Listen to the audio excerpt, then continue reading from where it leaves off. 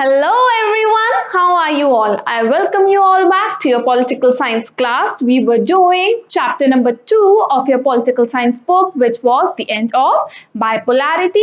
इस चैप्टर का आज हम पार्ट 3 कंटिन्यू करने वाले हैं। इस चैप्टर के 2 पार्ट्स हम ऑलरेडी कवर कर चुके हैं। इन केस आपने नहीं देखे हैं तो अभी जाके चेकआउट कीजिए and do not forget to like and subscribe to our channel LearnKaro class 11 and 12. Okay, so starting off with part 3 of this chapter, our first topic for today is Gorbachev's promise। यानी कि हमने Mikhail Gorbachev के बारे में पढ़ा था और हमने ये भी देखा था कि कैसे गोर्बाचेव क्या लाना चाहते थे, कुछ रिफॉर्म्स लाना चाहते थे, किस में, सोवियत सिस्टम के अंदर। अब हम पढ़ेंगे गोर्बाचेव का प्रॉमिस क्या था। Gorbachev promised to reform the economy। Gorbachev ने क्या प्रॉमिस किया कि वो यूएसएसआर की इकोनॉमी को रिफॉर्म करेंगे, catch up with the west and loosen the administrative system, यानी कि ताकि वो कैच अप कर पाए किसके साथ, यूएसए के साथ। और उसी के लिए उन्होंने क्या किया, उन्होंने एडमिनिस्ट्रेटिव सिस्टम को लूज कर दिया, यानी कि ढीला छोड़ दिया, यानी कि एडमिनिस्ट्रेटिव सिस्टम पे से जो कुछ रिस्ट्रिक्शंस थी उनको कम कर दिया। When Gorbachev carried out his reforms and loosened the system, अब जब गोर्बाचेव ने अपने रिफॉर्म्स को प्रैक्टिस में लाए और उन्होंने सिस्टम को लूज कर दिया, he set in motion forces and expectations that few could have predicted। यानी कि जब उन्होंने अपने जो रिफॉर्म्स थे उनको प्रैक्टिस में लाए तो ऐसा किसी ने भी एक्सपेक्ट नहीं किया था कि इसका आउटकम क्या होगा, because virtually impossible and became virtually impossible to control. यानी कि उन्होंने सिस्टम को इतना लूज छोड़ दिया जो कि वो खुद ही कंट्रोल नहीं कर पा रहे थे। There were sections of Soviet society which felt that Gorbachev should have moved much faster. अब कुछ सेक्शंस जो थे सोसाइटी के, उनको लग रहा था कि गोर्बाचेव को और ज्यादा फास्ट चलना चाहिए, वो बहुत स्लो चल रहे हैं। And were disappointed and impatient with his methods। और वो लोगों में क्या बढ़ रही थी, impatience बढ़ रही थी, बहुत ज्यादा impatient हो रहे थे वो। उनको लग रहा था गोर्बाचेव को बहुत ज्यादा फास्ट मूव करना चाहिए, यानी कि रिफॉर्म्स जल्दी लाने चाहिए। On the other hand, there were some people, especially the members of Communist Party, जिनको क्या लग रहा था, उन्होंने बिल्कुल ऑपोजिट व्यू ले लिया। उनको क्या लग रहा था कि गोर्बाचेव को स्लो चलना चाहिए and that he was moving too quickly. यानी कि कुछ लोगों को तो लग रहा था Gorbachev is moving very slow, and on the other hand कुछ सेक्शंस को क्या लग रहा था, that Gorbachev is moving too quickly. यानी कि जो ओपिनियन थी वो क्या हो गई थी, डिवाइड हो गई थी दो ग्रुप्स के बीच में।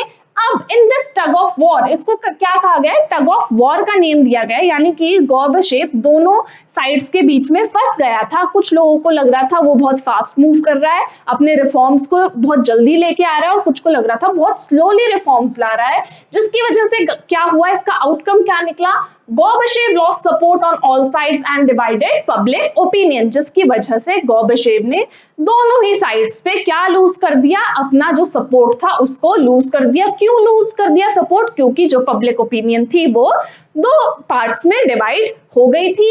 Even those who were with him, जो लोग उसके साथ भी थे, became disillusioned as they felt that he did not adequately defend his own policies। यानी कि जो लोग अब तक उसका साथ दे रहे थे उनको ऐसा लगा कि गोर्बाचेव अपनी लाई हुई पॉलिसीज को खुद ही डिफेंड नहीं कर पा रहा, उनके लिए रीजंस नहीं दे पा रहा है। The rise of nationalism and the desire for sovereignty within various republics including Russia and Baltic republics जैसे कि Estonia, Latvia and Lithuania, Ukraine, Georgia and others prove to be the final and most immediate cause for the disintegration of USSR. बहुत important यहाँ पे point दिया हुआ है क्या, कि धीरे धीरे जो लोग थे सोवियत सिस्टम के, उनके अंदर किसकी फीलिंग आ रही थी, नेशनलिज्म की फीलिंग आ रही थी, जो कि सबसे बड़ा रीजन बना, सबसे बड़ा कॉज बना किसका, यूएसएसआर के डिसइंटीग्रेशन का।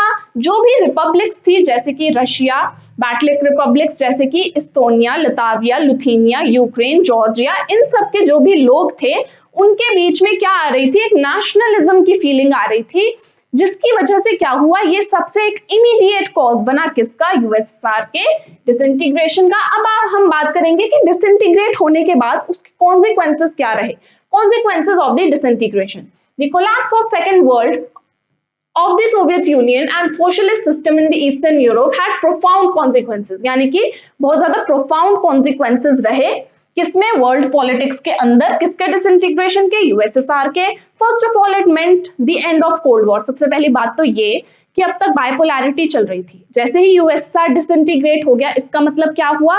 यानी कि कोल्ड वॉर भी खत्म। ऑब्वियसली यूएसए और यूएसएसआर के बीच जो कोल्ड वॉर चल रही थी वो खत्म, क्योंकि एक ब्लॉक तो रहा ही नहीं। The ideological dispute over whether the socialist system would beat the capitalist system was not an issue anymore। उसके अलावा अब तक जो ये इशू था कि कैपिटलिस्ट सिस्टम बेटर है या फिर सोशलिज्म बेटर है, वो भी खत्म हो गया, क्योंकि जो सोशलिस्ट सिस्टम था वो कोलैप्स हो चुका था।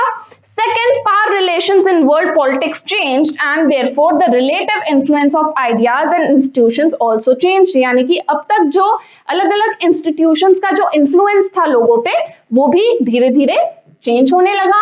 The end of the Cold War left open only two possibilities. Either the remaining superpower would dominate and create a unipolar world। यानी कि अब क्या हुआ, जब कोल्ड वॉर खत्म हो गई तो कुछ पॉसिबिलिटीज थी। पहली क्या कि अब एक ही पावर रहेगी जो कि यूनिपोलर वर्ल्ड सेटअप करेगी, या फिर डिफरेंट कंट्रीज या ग्रुप ऑफ कंट्रीज आएंगे और क्या करेंगे, प्लेयर्स बनेंगे इंटरनेशनल सिस्टम में, thereby bringing a multipolar system. या फिर क्या आएगा, बहुत सारे पावर ब्लॉक्स आके क्या बनाएंगे, एक मल्टीपोलर सिस्टम एस्टैब्लिश करेंगे। अलग अलग कंट्रीज आके ग्रुप में मल्टीपोलर सिस्टम एस्टैब्लिश करें जहां पे कोई भी एक सिंगल पावर डोमिनेटिंग नहीं होगी। As it turned out, the US became the sole superpower। लेकिन आउटकम क्या हुआ, इवेंचुअली ये वाला आउटकम हुआ और क्या एस्टैब्लिश हुआ, यूनिपोलर वर्ल्ड एस्टैब्लिश हुआ। Backed by the power and prestige of US, the capitalist economy was now the dominant economic system। और economic system कौन सा जीता, capitalist system जीत गया।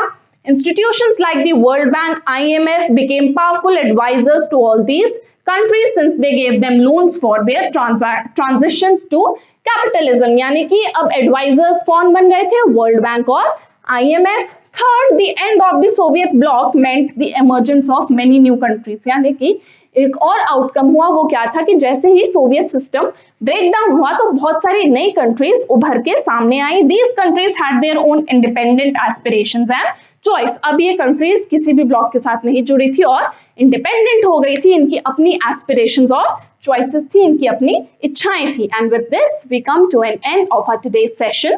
आई होप आपने हमारा आज का ये सेशन एंजॉय किया होगा। लर्न करो के प्रीमियम सब्सक्रिप्शन में आपको मिलती है live classes from any time anywhere. आप कहीं से भी हमारी लाइव क्लासेस एंजॉय कर सकते हैं। उसी के साथ साथ आपको सारा स्टडी मटेरियल पीडीएफ के फॉर्मेट में अवेलेबल करवा दिया जाता है, तो आपको नोट्स की टेंशन लेने की बिल्कुल भी जरूरत नहीं है। उसी के साथ साथ अगर आपको अकेले पढ़ने में बोरिंग या मोनोटोनस फील होता है, then don't you worry, because हमारे यहाँ हम आपको एक पीयर ग्रुप में एनरोल कर देंगे जहां पर आप अपने दोस्तों के साथ बैठकर आराम से पढ़ाई कर सकते हैं। हमारा जो ऑफिशियल ऐप है लर्न करो द लाइव लर्निंग ऐप, उसको डाउनलोड कीजिए, हमें टेलीग्राम पर भी ज्वाइन कीजिए। इसी के साथ हमारा part 3 the end of bipolarity यहीं पे एंड होता है। इसके नेक्स्ट पार्ट में हम पढ़ने वाले हैं very very important and interesting. इसके नेक्स्ट पार्ट में हम पढ़ने वाले हैं very very important and interesting shock therapy के बारे में। And now I shall see you in the next class. Till then take care, bye bye.